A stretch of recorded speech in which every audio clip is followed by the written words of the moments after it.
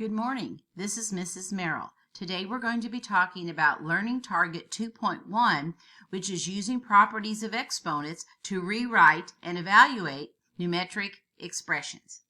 To begin, I'd like us to look at the parts of an exponent, and let's look at some basic terminology. So, you see 2 to the fourth. Notice that the 2 is called the base, and the 4 is called the exponent. Now, what does 2 to the fourth mean? It means multiply the 2 by itself 4 times. So 2 to the fourth, again, the 2 is the base and the 4 is the exponent, and that means take the 2 and multiply it by itself 4 times. So 2 times 2 times 2 times 2, which is 16. Now, we're going to be looking at some important examples that I want you to check. These examples look very much the same, but you'll notice they are calculated differently. In the first example, we see a negative 3 to the fourth. That negative symbol only goes with the 3. In other words, the negative symbol is not multiplied by itself 4 times. So notice the negative is just outside, and then the power or the exponent goes only with the 3, not with the negative. So the negative remains outside, and we have 3 times 3 times 3 times 3, which is the negative 81. Notice how the negative is not taken to the fourth power. Then we have in the second example, notice that the negative 3 in parentheses, and then we notice that everything in the parentheses is taken to the fourth power.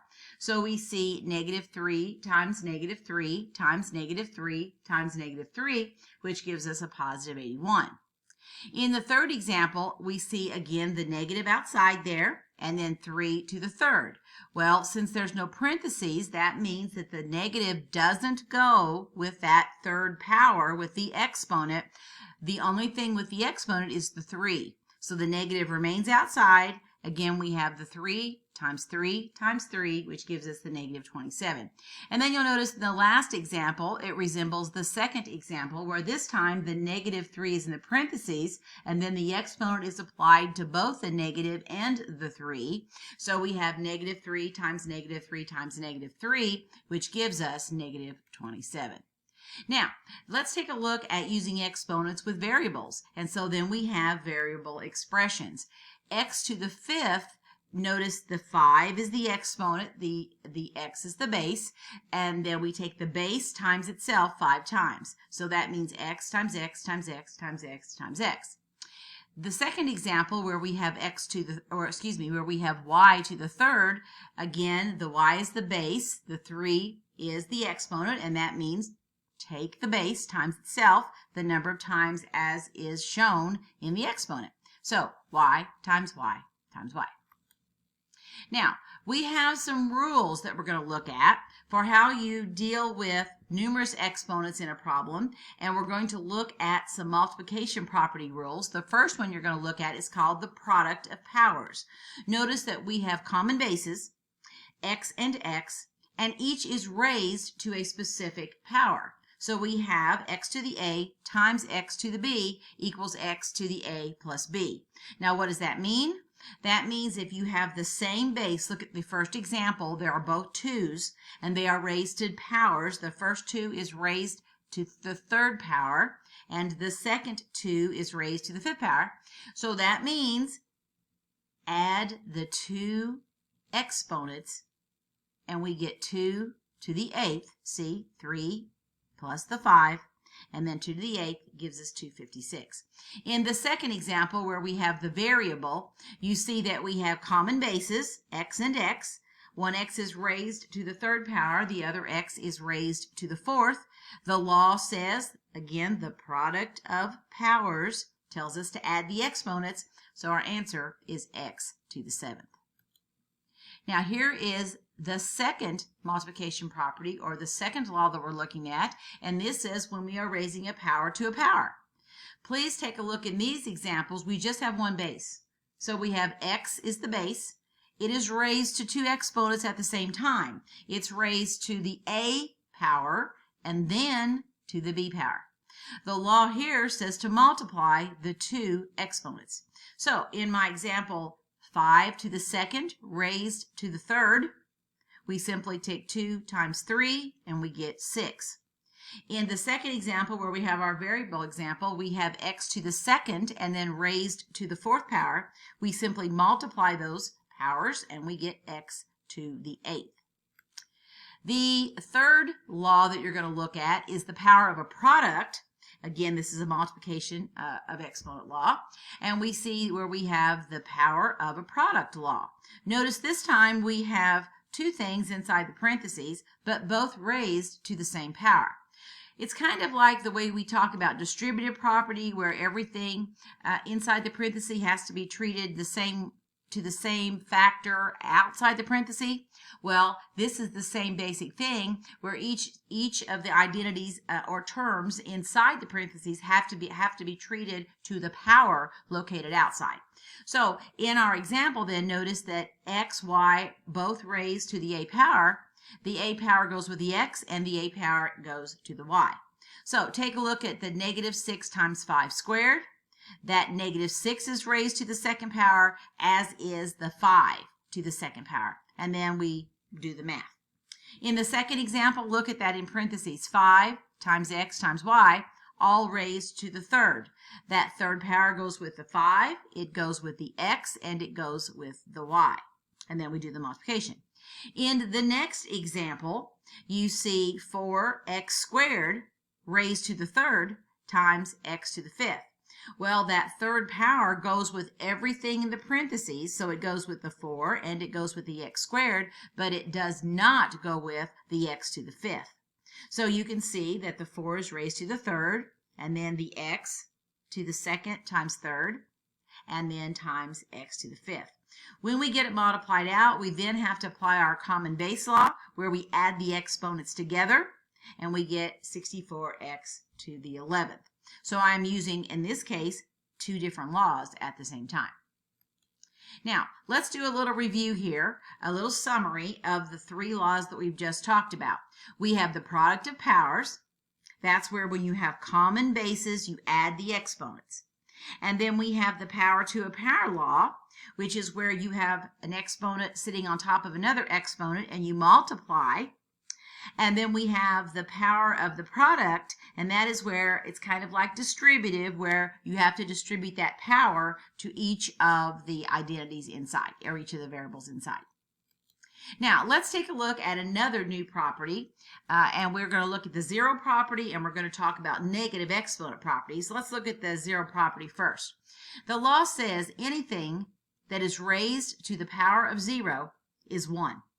Anything that has a power of 0, like you see in that example on the side, x to the 0 is 1. Anything raised to the 0 power is 1. And then we have the second law to look at now is the negative exponent law. And you'll notice that anything that is raised to a negative power means that the exponent is flipped or dropped with a positive. So in other words, x to the negative a becomes 1 over x to the a. See how it's dropped to the denominator, and the power on the exponent becomes positive. Now, the reverse of that is true. I call this the flip-flop rule. The reverse is true. Anytime you have a negative exponent, if it is in the numerator, it becomes positive in the denominator, or as in the last example, if you have a negative exponent in the denominator, it then becomes a positive exponent on that base in the numerator. Now, let's take a look at some examples of this that might be helpful.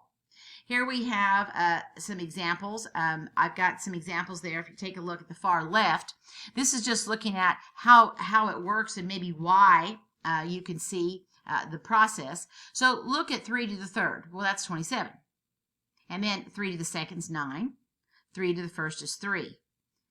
3 to the 0 power, remember, anything to the 0 power is 1. So 3 to the 0 would be 1. Now then, 3 to the negative 1 is not a negative number. It is a fraction. See, that negative exponent of 1 kicks that to the denominator with a positive.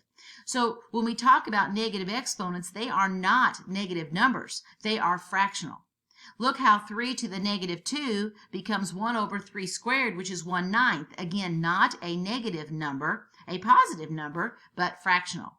And there you see on the far left 3 to the negative third, which becomes 1 over 3 to the third, which is 1 over 27. Once again, a positive number. Now, if you take a look at the middle of the slide, I have some additional examples that you may want to practice. The first one, 2x to the negative second, I have to write it as a positive. So notice how it's flipped. See, the x squared goes to the bottom or the denominator as a positive, and then I have 2 over x squared.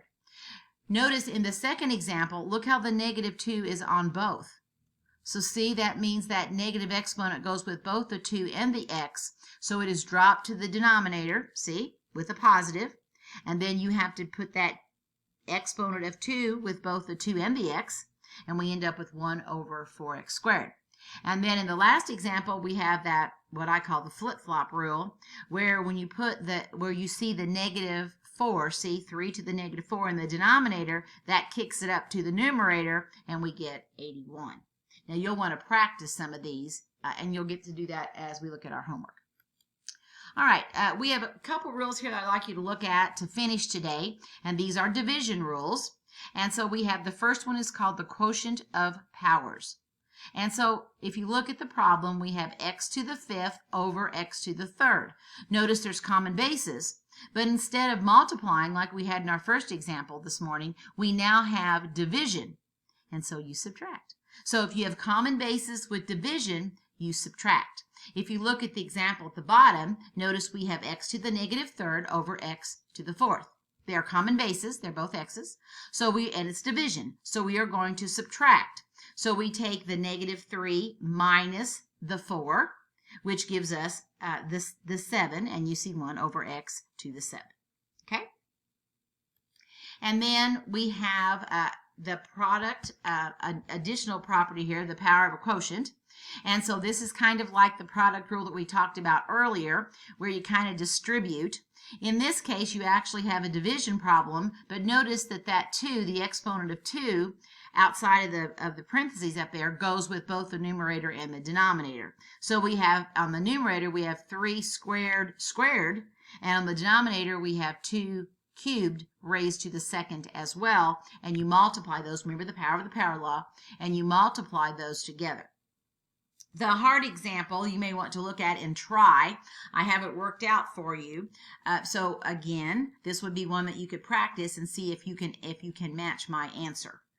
You may go back and want to look at that after we finish this last slide. And to review, here are the laws that we talked about. Today, in the second half of this PowerPoint, we have looked at the 0 law. Anything to the 0, remember, anything to the 0 power is 1. We talked about the negative, which is where we kick that into the opposite position. If it's a negative in the numerator, it becomes a positive exponent in the denominator, and vice versa. And then we looked at the two laws dealing with division or quotient, the quotient of powers and the power of quotient, and you see those listed there to the far right. That's all I have for today. Thank you very much for listening.